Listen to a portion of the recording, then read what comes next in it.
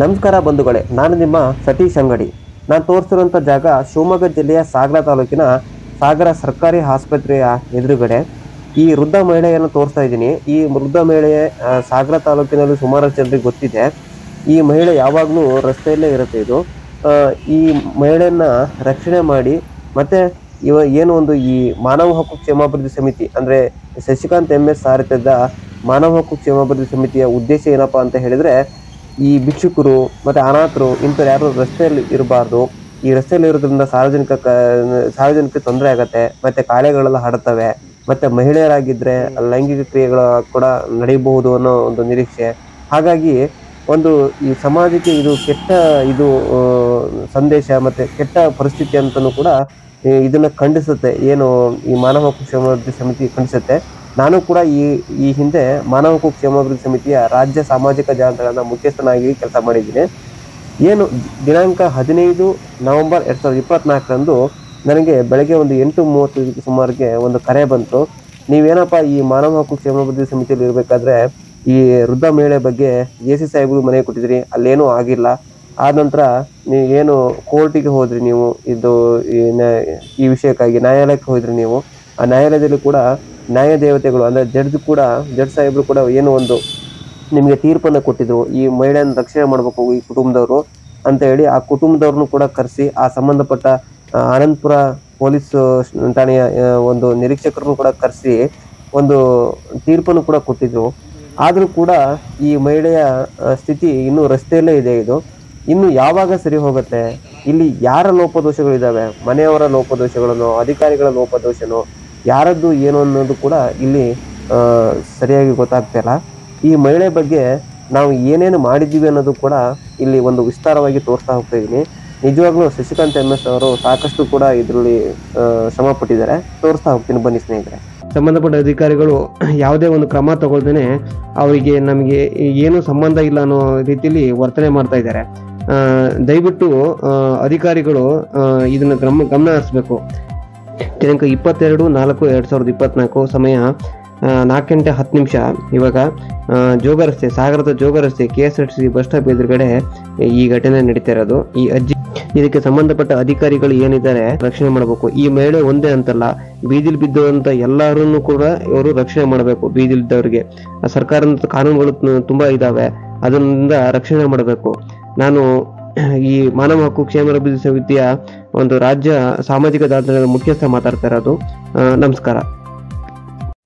ನ್ಯಾಯಾಲಯದಿಂದ ಏನು ಜಡ್ಜ್ ಸಾಹೇಬ್ರು ಮಾನವ ಹಕ್ಕು ಕ್ಷೇಮಾಭಿವೃದ್ಧಿ ಸಮಿತಿಯ ಅಧ್ಯಕ್ಷರನ್ನ ಮತ್ತೆ ಆನಂದಪುರ ಸ್ಟೇಷನ್ ನಿರೀಕ್ಷಕರನ್ನ ಮತ್ತೆ ಸಂಬಂಧಿಕರನ್ನು ಕೂಡ ಕರೆಸಿದ್ದಾರೆ.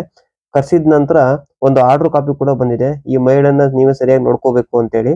ಆ ಸಂದರ್ಭದಲ್ಲಿ ಆನಂದಪುರ ಸ್ಟೇಷನ್ ಇನ್ಸ್ಪೆಕ್ಟರ್ ಮತ್ತೆ ಮಹಿಳೆಗೆ ಸಂಬಂಧಪಟ್ಟ ಅವರ ಅಳಿಯ ಮತ್ತೆ ಶಶಿಕಾಂತ್ MS ಅವರು ಮತ್ತೆ ಸತೀಶ್ ಅಂಗಡಿ ಅವರು ಮತ್ತೆ ಪ್ರಭಾಕರ್ ಕೂಡ ಜೊತೆಗಿದ್ದಾರೆ. ಅದಾದ ನಂತರ ಒಂದ್ 2 ತಿಂಗಳಾದ್ಮೇಲೆ ಮತ್ತೆ ಸಾಗರದಲ್ಲಿ ಕೂಡ ಕಾಣಿಸ್ಕೊಂಡಿರುತ್ತೆ ಈ ಅಜ್ಜಿ ನೋಡಿ. ಆಮೇಲೆ ಶಶಿಕಾಂತ್ MS ಅವರು ಸಾಕಷ್ಟು ಜನ ಅನಾಥರನ್ನ ಮತ್ತೆ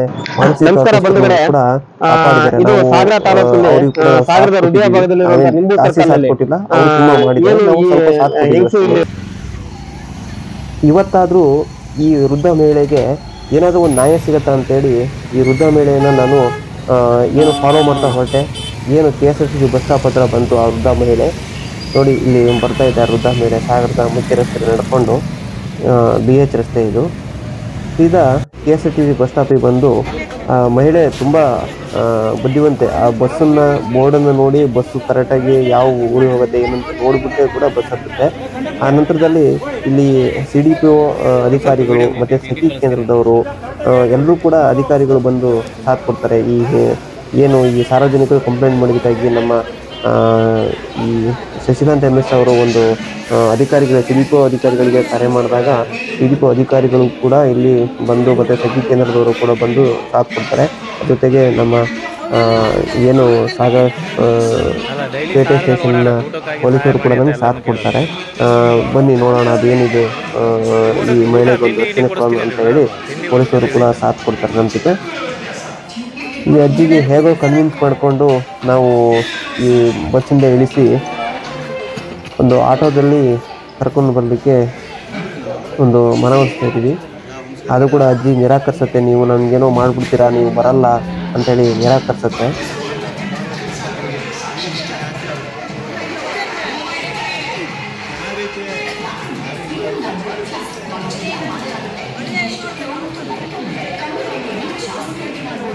ನೋಡಿ ತುಂಬ ನಿರಾಕರಿಸುತ್ತೆ.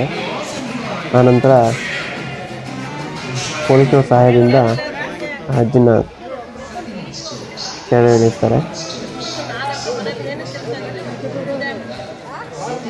ಆನಂತರ ಸಿಡಿಪು ಅಧಿಕಾರಿಗಳ ಜೊತೆ ಅಜ್ಜಿ ವಾದ ಮಾಡತ್ತೆ.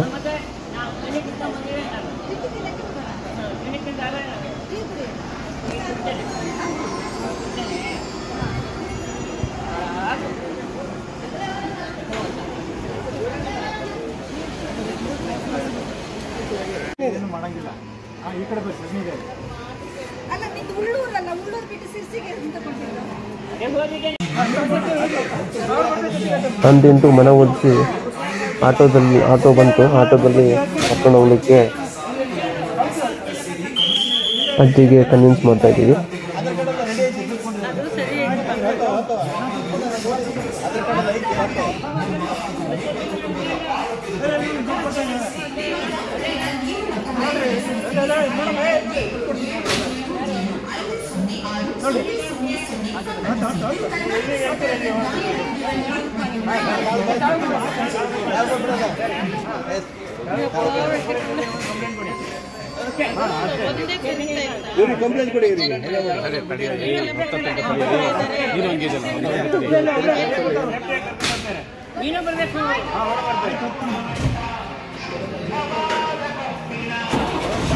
ಈ ಅಜ್ಜಿಯ ಜೊತೆಗೇ ಹಿಡಿಪು ಅಧಿಕಾರಿಗಳು ಕೂಡ ಆಟೋದಲ್ಲೇ ಬರ್ತಾರೆ.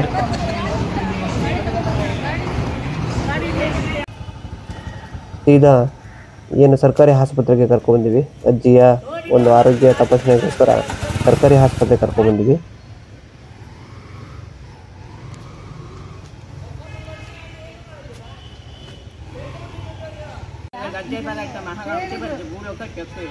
ಅಲ್ಲಮ್ಮ, ನಿಮ್ಮ ಅಪ್ಪನ ಮನೇಲಿ ಹಳೆ ತಮ್ಮ ಇದ್ದಾರಾ? ನಂಬರ್ ಎಲ್ಲ ಏನಾದ್ರು ನಿಮ್ಮ ಹತ್ರ ಫೋನ್ ನಂಬರ್ ಬರ್ಸ್ಕೊಂಡಿದ್ದೀರಾ?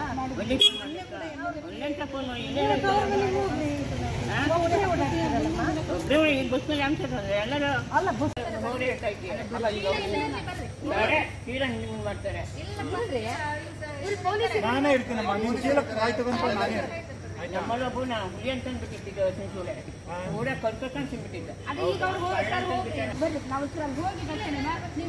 ನಾನು ಇವತ್ತಿನ ಉತ್ಸವ ಹೇಳ್ಕೊಡ್ತಾರೆ ತಂಗಿ. ಆಸ್ಪತ್ರೆಯಲ್ಲಿ ವೈದ್ಯರು ಕೂಡ ಈ ಮಹಿಳೆಯನ್ನ ಪರಿಶೀಲನೆ ಮಾಡ್ತಾರೆ, ಆರೋಗ್ಯ ಪರಿಶೀಲನೆ ಮಾಡ್ತಾ ಇದ್ದಾರೆ.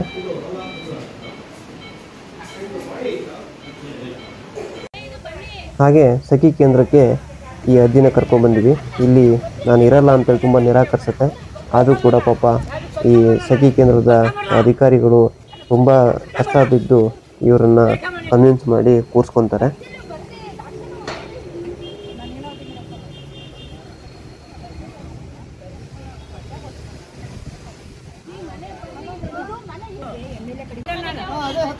ಅಂತೂ ಇಂತೂ ಈ ಅಜ್ಜಿನ ಅವರ ಮನೆಗೆ ಕರ್ಕೊಂಡು ಹೋಗಬೇಕು ಅಂತೇಳಿ ನಿರ್ಧಾರ ಮಾಡಿ ಆಂಬುಲೆನ್ಸನ್ನು ಕರೆಸಿ ಬಿ ಎಚ್ ರಸ್ತೆಯಲ್ಲಿ ನಾವು ಈ ಅಜ್ಜಿಗೆ ಕನ್ವಿನ್ಸ್ ಮಾಡಿ ಆಂಬುಲೆನ್ಸಲ್ಲಿ ಅವ್ರ ಮನೆಗೆ ಕರ್ಕೊಂಡು ಹೊರಡ್ತಾ ಇದ್ದೀವಿ.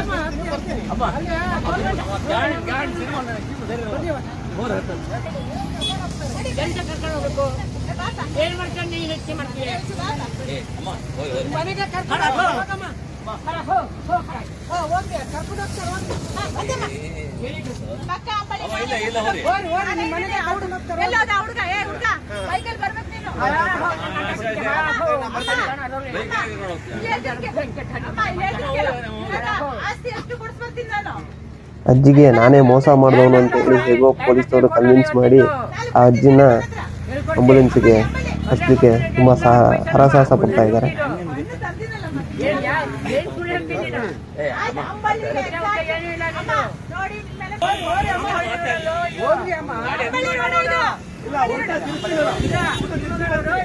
ಒಳಗತ್ರ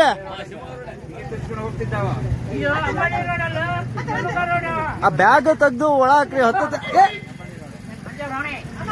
ನೋಡಿ ಅಜ್ಜಿ ಅಧಿಕಾರಿಗಳಿಗೆ ಹೊಡೆಯತ್ತೆ. ಹೇಗೋ ಒಬ್ರು ಬಂದು ಅಜ್ಜಿಗೆ ಕನ್ವಿನ್ಸ್ ಮಾಡಿ ಆ ಅಜ್ಜಿ ಹತ್ತೋ ಥರ ಒಂದು ಕನ್ವಿನ್ಸ್ ಮಾಡ್ತಾರೆ.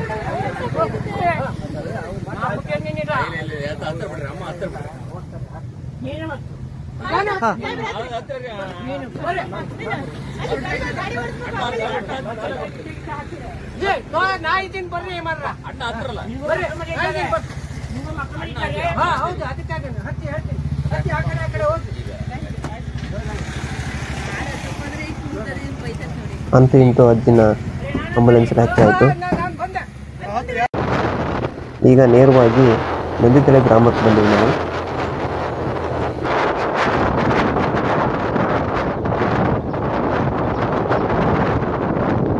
ಇದು ನಂದಿತಳೆ ಗ್ರಾಮ.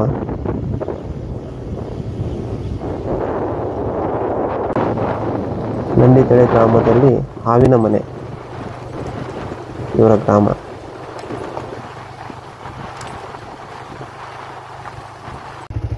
ಹಾವಿನ ಮನೆ ಗ್ರಾಮ ಇದು. ಈ ಅಜ್ಜಿಗೆ ಸಂಬಂಧಪಟ್ಟಂತಹ ಅವರ ಮನೆಗೆ ಬಂದಿದ್ವಿ ನಾವು ಆಂಬುಲೆನ್ಸಲ್ಲೇನೆ.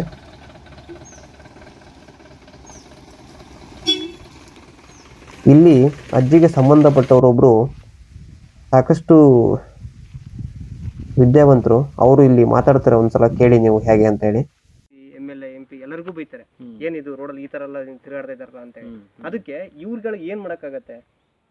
ಅದು ಕರೆಕ್ಟ್, ಏನ್ ಮಾಡಬಹುದು ಮಾಡಬಹುದು ಅಂತ ಹೇಳಿ ನೀವೇ ಹೇಳ್ಬೇಕಾಗತ್ತೆ. ಮಾಡಿ ನೋಡಿ ಆಗಿ ಹೋಗಿದೆ. ಈಗ ಆಲ್ರೆಡಿ ಶಿವಮೊಗ್ಗದಲ್ಲಿ ಅಡ್ಮಿಟ್ ಮಾಡಿ, ಈಗ ನೋಡಿ ಒಂದು ತಿಂಗಳ ಅಡ್ಮಿಟ್ ಮಾಡಿಟ್ರೆ ಅಲ್ಲಿ ಪೇಮೆಂಟ್ ಗೆ ಇದಕ್ಕೆ ಎಲ್ಲದಕ್ಕೂ ವ್ಯವಸ್ಥೆ ಮಾಡಿದ್ರೆ ಅಲ್ಲಿ ಗಲಾಟೆ ಮಾಡ್ಕೊಂಡು ಎದ್ದು ಓಡ್ ಬಂದ್ಲು. ಆಯ್ತಾ, ಎಂತದ್ದು ಯಾರು ಮೇಂಟೈನ್ ಮಾಡ್ಲಿಕ್ಕೆ ಆಗಲ್ಲ. ಸಿದ್ದಾಪುರದ ನಮ್ಮ ಪ್ರಚಲಿತ ಆಶ್ರಯದ ಅಜ್ಜಿನ ನೋಡ್ಕೊಳ್ಳೋದಕ್ಕೆ ಇಲಾಖೆಯವರು ಮತ್ತೆ ಸಾರ್ವಜನಿಕರು ಮತ್ತೆ ಸಂಸ್ಥೆಯವರು ಇವರಿಗೆ ಸಲಹೆ ಕೊಡಬೇಕಂತೆ. ಸಪರೇಟ್ ಒಂದು ಮನೆ ಮಾಡ್ಕೊಂಡು ಇದು ಎಷ್ಟರ ಮಟ್ಟಿಗೆ ಇಲ್ಲ.